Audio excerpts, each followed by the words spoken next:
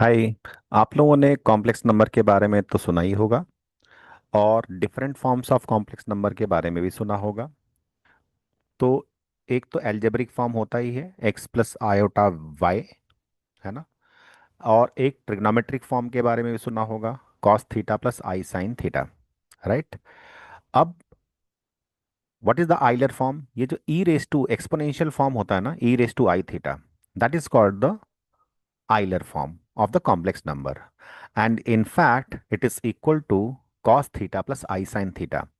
But कभी आपने रुक के सोचा है कि from where do you get this value of e raise to I theta? Yes, it is cos theta plus I sine theta, है ना। ये कैसे आता है, जरा इसकी बात करते हैं। इस पर्पस के लिए ना हमारे पास कुछ एक्सपेंशन हमें मालूम होने चाहिए। कॉस थीटा, साइन थीटा और ई रेज टू एक्स का एक्सपेंशन हमें मालूम होना चाहिए। तो जरा एक बार हम लोग जो कैलकुलस में हमने पहले पढ़ा है या नहीं पढ़ा है तो अभी सुन लें। ट्रिगो में पढ़ा होगा शायद। So what is the expansion of cos theta? It's this, 1 - theta square by 2 factorial theta raise to 4/4 factorial minus theta raise to 6/6 factorial. Similarly sine theta की वैल्यू क्या होती है? Sine theta is equal to, है ना, sine theta is equal to, इसमें odd powers होती है theta की, थीटा/1 फैक्टोरियल माइनस थीटा क्यूब/3 factorial plus theta raise to 5/5 factorial minus theta raise to 6/6 factorial. तो ऑल्टरनेट पॉजिटिव नेगेटिव साइन दोनों में आता है, कॉस थीटा और साइन थीटा में। कॉस में थीटा की जो पावर होती है वो क्या होता है? वो इवन होती है, और उस जो पावर होता है उसी का फैक्टोरियल डिनोमिनेटर में होता है। तो ऐसे रिमेंबर करने के लिए you can use this tactics. Now हमने असर्ट क्या किया था कि ई रेस टू आई थीटा की वैल्यू क्या होती है? It's cos theta plus I sine theta. तो हम लोग क्या करते हैं, अभी कैलकुलेशन कर लेते हैं what is the value of cos theta plus I sine theta, right. So cos theta is equal to this much, है ना। कॉस थीटा की जो वैल्यू थी हम लोगों ने यहाँ पे जो हमें मिली थी, उस कॉस थीटा की वैल्यू को हमने यहाँ पे यूज कर लिया, ठीक है ना। कॉस थीटा की वैल्यू जो ऊपर से एक्सपेंशन था, है ना, वो एक्सपेंशन हमने यहाँ पे यूज किया। फिर साइन थीटा की वैल्यू, जो एक्सपेंशन था, हमने यहाँ पे साइन थीटा की वैल्यू पुट कर दी। नाउ अब क्या होगा, है ना, अब हम लोग क्या करेंगे, टर्म्स को रीअरेंज करेंगे in the increasing power of theta. So after rearranging we will get this, and I am sure everybody is very much comfortable with this, right. तो कॉस थीटा प्लस आई साइन थीटा की value ये आई। अब ये जो information आई है कि कॉस थीटा प्लस आई साइन थीटा की वैल्यू ये होती है, दैट इज 1 + I थीटा/1 factorial minus theta theta square by 2 factorial minus theta क्यूब/3 factorial plus theta raise to 4/4 factorial etcetera. ये जो एक्सपेंशन आया, ये हमें कॉस थीटा प्लस आई साइन थीटा की वैल्यू है ये, एंड ये हमें याद रखनी चाहिए अभी। अब आते हैं हम लोग नेक्स्ट पार्ट पे। हमें प्रूफ करना था this is equal to E raise to I theta. तो what we will do, we will first write down the expansion of e raised to x. So what is the expansion of e raised to x? This is the expansion of e raised to x. And in this what we will do, we will put x is equal to I theta. So after putting x is equal to I theta in this expansion, what we will get, e raised to I theta is equal to, है ना, x की value अगर आपने e raised to I theta put किया, so e raised to I theta will be equal to this. And you know this, that what is the value of I? I क्या होता है? I is root over -1। तो आई square की value क्या होती है? -1। आई cube की वैल्यू क्या होती है? Minus of iota. I raise to 4 क्या होता है? 1 होता है। इन सब वैल्यूज को हम लोग यहाँ पे यूज करेंगे। बट उससे पहले हम लोग क्या करते हैं, पहले इसको आ, थोड़ा सा सिंपल करके लिख लेते हैं। तो ये जो पावर्स है हमने डिस्ट्रीब्यूट कर दिया। तो यही वाला स्टेप यहाँ पे I theta the whole square by 2 factorial था, तो आई स्क्वायर थीटा स्क्वायर रख दिया। क्यों ऐसा किया मैंने? क्योंकि आई स्क्वायर को मैं -1 पुट करूंगा। आई क्यूब की वैल्यू क्या होती? If i is equal to root over -1, तो आई क्यूब की वैल्यू माइनस आयोटा हो जाएगी। आई रेस टू 4 की वैल्यू कितनी होगी? आई रेस टू 4 की वैल्यू 1 होती है, and so on so forth. I raise to 5 की वैल्यू क्या होगी? I raise to 4 into i, right. I raise to 4 raise into i raise to i, sorry i raise to 1। I raise to 5 की value i raise to 4 into i, तो which is equal to आई।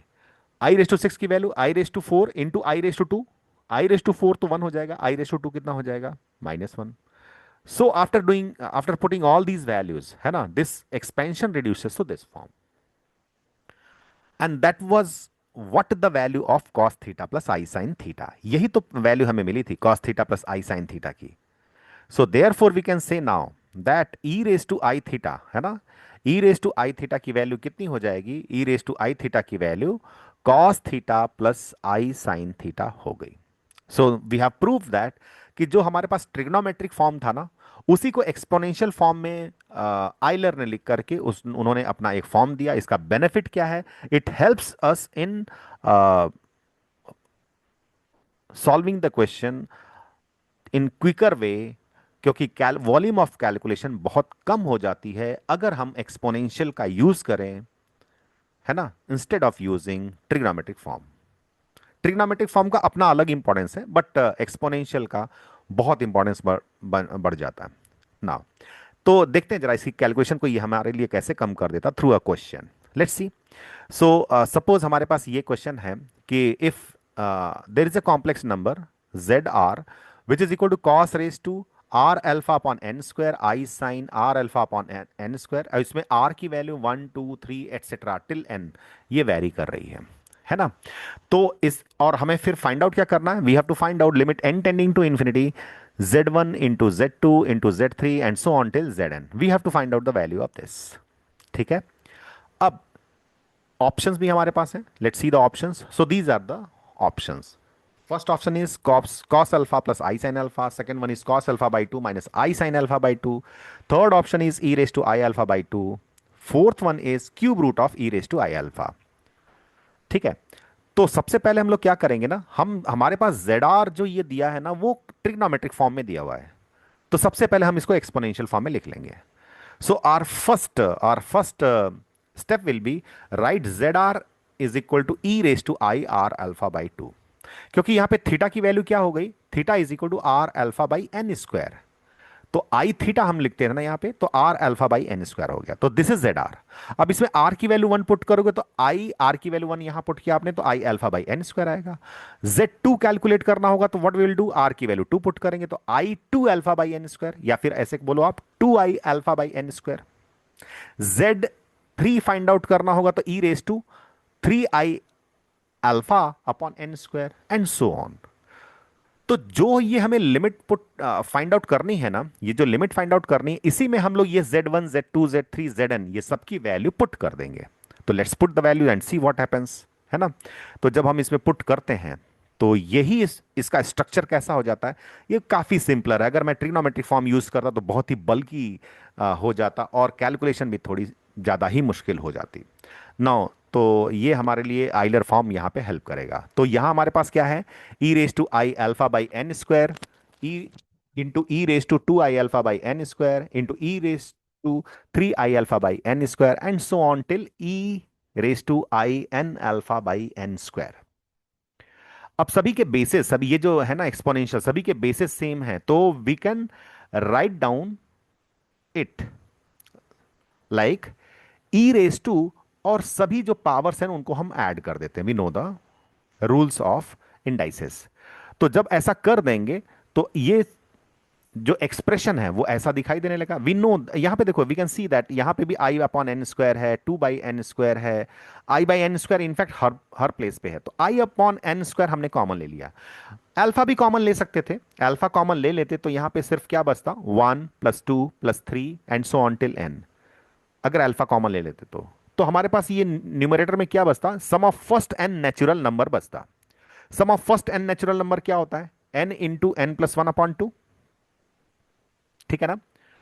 तो अगर मैं उस value को भी यहां put कर दूं, है ना, उस वैल्यू को भी यहां पे पुट कर दूं, so therefore I alpha भी common upon N square, I alpha upon N square, और देखो यहां पे यहां पे एक्स्ट्रा टर्म कौन सा है, एन एन प्लस 1 अपॉन 2 आया, तो which is the sum of first n natural number, जो कि ये ब्रैकेट से आएगा, है ना।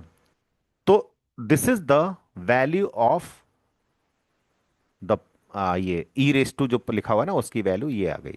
पूरे स्टेप को हमने ऐसे लिख लिया। अब इसमें क्या करेंगे, एक एन तो कैंसिल ही हो जाएगा, और यहां पे जब ये जो एक एन बचेगा उसको हम एन प्लस 1 के साथ ले जाएंगे, और limit N tending to infinity लेंगे। Limit N tending to infinity किया तो उस केस में यही क्या बन जाएगा, E raise to L I alpha by two, और जब एन को अंदर ले गया तो 1 + 1/n बचा, राइट। अब इसी में एन टेंडिंग टू इन्फिनिटी कर देंगे हम लोग, तो this term will become zero. So after taking the limit this becomes zero. So therefore e raise to I alpha by two 1 + 0 यहां ब्रैकेट के अंदर बचेगा। So therefore this limit reduces to e raised to I alpha by 2. And therefore which option is correct? Option C is correct. Right? तो exponential form that is the Euler form of the complex number हमें काफी help करता है। तो ऐसे questions, ऐसे concepts है ना, अगर आपको और भी कोई चाहिए तो जरूर आप इस कमेंट में आप इसको यहाँ पे लिखेंगे, है ना। एंड मैं उस पर जरूर कोई ना कोई एक अच्छा सा वीडियो बनाने की कोशिश करूंगा। Till then, happy learning.